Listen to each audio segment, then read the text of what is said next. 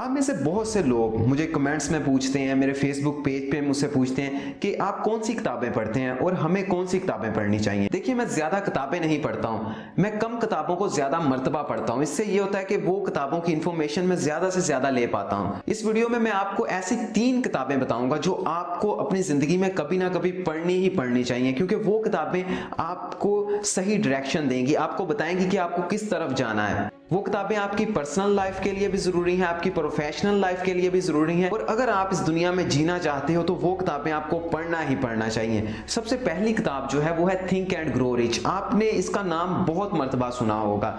देखिए, जितने भी ज्यादातर कामयाब लोग हैं वो इस किताब को तो जरूर पढ़ते हैं। ये किताब बिजनेस की किताबों में सबसे ऊपर रहती है।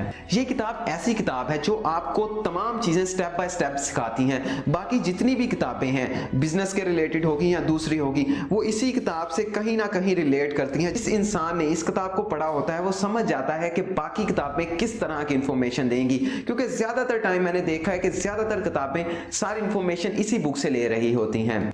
और सबसे बड़ी बात कि ये किताब आपको उर्दू में भी मिल सकती है। देखिए, पहली दफ़ा मैं जब इस किताब को पढ़ने के लिए बैठा था तो मैं पढ़ता रहा। मैंने दूसरे दिन में ही इस किताब को ख़त्म कर दिया और बाद में मैं इसकी कई बातों को तीसरे दिन ही भूल चुका था। लेकिन फिर मैंने इस किताब को दोबारा से पढ़ा, फिर इसके नोट्स बनाए और जितना ज़्यादा अच्छे तरीके से हो सका मैंने इस किताब को समझने की कोशिश की। अगर आप ये किताब खरीदते हैं और इसको पढ़ना शुरू करते हैं तो खुदा के लिए इस किताब को कभी भी 30 दिन से कम वक्त में मत पढ़िएगा। आप इसको थोड़ा पढ़िएगा लेकिन समझ के पढ़िएगा, क्योंकि जब आप इसको समझ के पढ़ेंगे, इस पे आप गौर फिक्र करेंगे, तो तभी आप इस किताब को सही तरीके से समझ सकेंगे। ये किताब जितनी ज्यादा अच्छी है उतनी ही ज्यादा पुरानी है। ये किताब 1937 में पहली दफा शाया हुई थी और इसको बनाने में कई साल लग गए थे। इस किताब के ऑथर नेपोलियन हिल ने सैकड़ों अरबपतियों के इंटरव्यू करने के बाद इस किताब को लिखा था और सैकड़ों साल इस किताब को लिखने में लगा दिए थे। देखिए, नेपोलियन हिल ने इस किताब को लिखते हुए कई साल लगा दिए थे। लेकिन आप इस किताब को कभी भी एक नॉवल की तरह मत पढ़िएगा कि पढ़ के रख दी, बल्कि इसको आप इस तरह पढ़िएगा कि जिस तरह आप अपनी फिजिक्स, केमिस्ट्री या दूसरी किताबों को पढ़ते हैं, थोड़ा थोड़ा करके पढ़िएगा और समझने की कोशिश कीजिएगा। किताब को पढ़ने से कुछ भी नहीं होगा, कुछ नहीं बदलेगा आपकी जिंदगी में। अगर कुछ बदलेगा आपकी जिंदगी में तो वो इस बात से बदलेगा कि आपने उस किताब से क्या चीजें सीखी हैं, और सीखने से भी कुछ नहीं बदलेगा।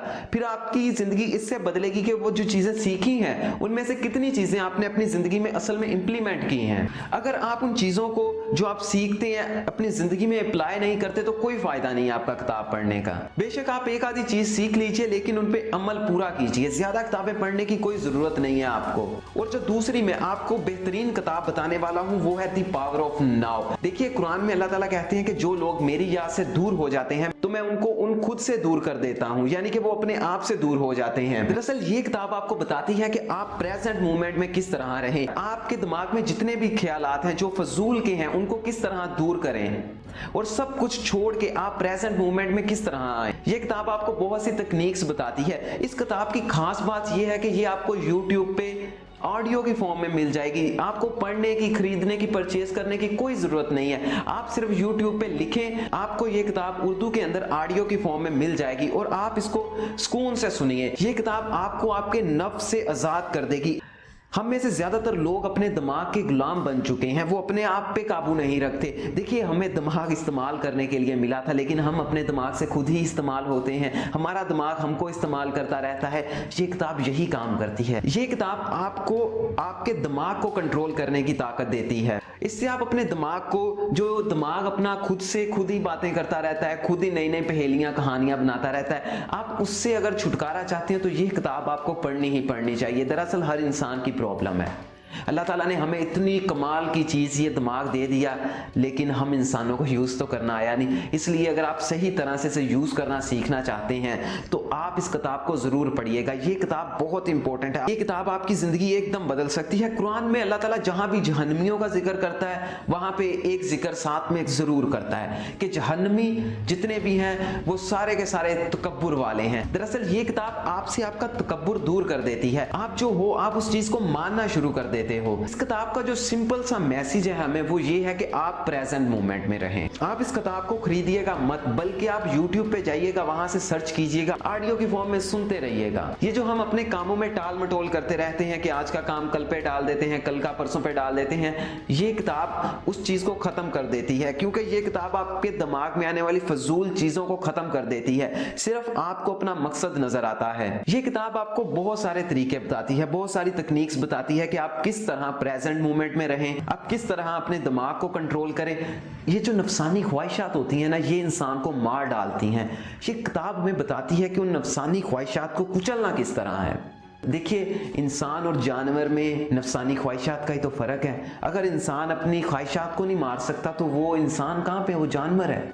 ये किताब आपको एक अच्छा इंसान बनने में मदद करती है। देखिए, पर्सनली ये मैंने नहीं लिखी, मुझे इसके पैसे नहीं मिलने। मैं आपको ये इसलिए बता रहा हूँ ताकि आप इस किताब को पढ़ें और अपनी ज़िंदगी में डालें और अपनी ज़िंदगी बदल दें। देखिए, 2-3 साल पहले की बात है, मैं सुबह को उठता था, शाम हो जाती थी, मुझे समझ ही नहीं आती थी मैंने कौन सा काम करना है, कौन सा नहीं करना है। जब मैं देखता था जो मैंने काम लिखे होते थे कि आज मैंने ये करने हैं, तो उनमें से एक काम भी नहीं किया होता था। और फिर इसी तरह मैं सो जाता था कि इंशाल्लाह सुबह को उठ के मैं करूंगा ही करूंगा, करूंगा ही करूंगा।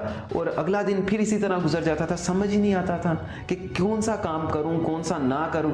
फिर मैंने ब्रायन ट्रेसी साहब की, जो कि एक बहुत अच्छे मोटिवेशनल स्पीकर है, उनकी एक किताब पढ़ी, टाइम पावर। इस किताब ने पहले मेरे सारे मकसद क्लियर किए कि मुझे किस तरफ जाना है, क्यों जाना है, कैसे जाना है। मेरे सारे किस्म के जब मकसद क्लियर हो गए, फिर इसने मुझे बहुत अच्छी अच्छी टाइम मैनेज करने की तकनीक्स बताई। सबसे पहले मैं पता क्या सोचता था, सबसे पहले मैं ये सोचता था कि अगर मैं अपने सारे दिन को घंटे वाइज लिख लूंगा, मैंने ये करना है, मैंने ये करना है, तो मुझ में और एक रिपोर्ट में क्या फर्क रह जाएगा। इसलिए मैं सोचता था कि यार नहीं, इतना अच्छा स्केड्यूल नहीं बनाना चाहिए। इसीलिए मैं पहले अपना कोई इतना अच्छा स्केड्यूल नहीं बनाता था। इस किताब को पढ़ने के बाद ये चीज मुझे अच्छे तरीके से रियलाइज होगी थी कि इंसान अगर अपना टाइम नहीं स्केड्यूल करता, उसको ब्लॉक्स में नहीं तोड़ता, उसको तय नहीं करता कि उसने उसमें क्या करना है, इस तरह तो इंसान एकदम आवारा है। वो बहुत आवारा से जिंदगी गुजार रहा होता है, क्योंकि उसे नहीं पता कि मैं कहाँ पे जा रहा हूँ, मुझे कहाँ पे जाना है। लेकिन जब मैंने ये किताब पढ़ी तो मेरी पहले मेंटेलिटी इसी तरह की थी कि मैंने कभी अपना टाइम स्केड्यूल नहीं किया था, मैंने कभी नहीं लिखा था कि मैंने इस वक्त ये करना है, इस वक्त ये करना है। इस किताब ने मेरी मेंटेलिटी एकदम बदल दी। अब मैं सुबह उठते ही मुझे सब कुछ पता होता है कि मैंने अब ये करना है, अब ये करना है, अब ये करना है, और इस तरह मुझे बहुत सारा टाइम फ्री मिल जाता है।